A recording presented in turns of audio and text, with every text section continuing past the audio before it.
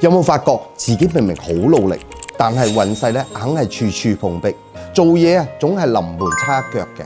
有時真係未必係你嘅能力問題嚇，而係你身邊嘅冤親債主喺度攔緊路。每個人嘅磁場入邊啊，或多或少咧都會帶住過往因為殺生啦、口業啦，又或者情執而結下嘅怨債。今年啊，丙午火旺，加上清明前後陰陽兩界能量互通，呢啲無形嘅牽絆啊，就會無限咁放大。佢哋得唔到解決，就會瘋狂咁干擾你嘅現實生活。單靠自己嘅意念啊，係化解唔到呢啲深層嘅業債嘅。只有召請佢哋嚟聽經聞法，解開佢哋部分嘅困厄，等佢哋咧化解怨氣，離苦得樂，自然就唔會再阻礙你噶啦。呢啲啊，先係幫自己掃除運勢嘅障礙嘅最底層邏輯。嗱，有唔清楚嘅話咧，下方評論區留言啦。